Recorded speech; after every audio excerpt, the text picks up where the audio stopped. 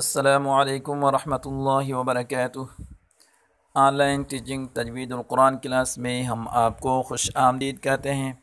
معزز سامعین، پچھلی ویڈیو میں ہم تجوید کے متعلق پڑھ چکے ہیں، جیسے کہ اظہار کے متعلق پڑھا اور اس کے بعد ادغام کے متعلق بھی پڑھ چکے ہیں۔ تو آج کا ہمارا جو سبق ہے وہ ہے اقلاب۔ تو اقلاب کی معنی ہے بدلنا۔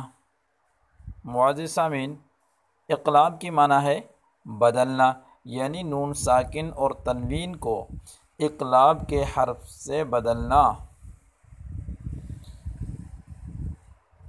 معزز سامعین، اقلاب کا صرف ایک حرف ہے، اقلاب کا صرف ایک حرف ہے با۔ نون ساکن اور تنوین کے بعد اگر اقلاب کا حرف با آ جائے تو نون ساکن اور تنوین کو میم سے بدل کر غنہ سے پڑھیں گے۔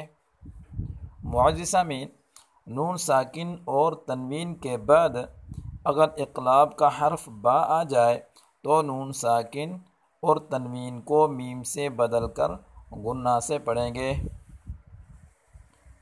جیسے من بخیل، نون ساکن ہے، نون ساکن کے بعد با ہے اور با حرف اقلاب کا ہے، تو یہاں ہم نون ساکن کو میم سے بدل کر پڑھیں گے من بخیل، اور غنہ کے ساتھ پڑھیں گے من بخیل۔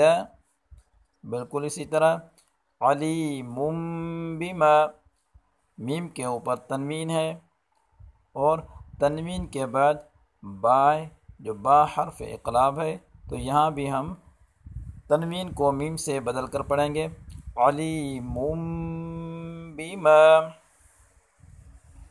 علیم بما، اور ساتھ میں غنہ بھی کریں گے۔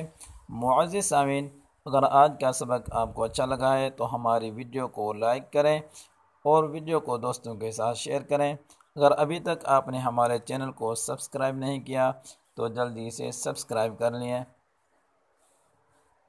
السلام علیکم ورحمتہ اللہ وبرکاتہ۔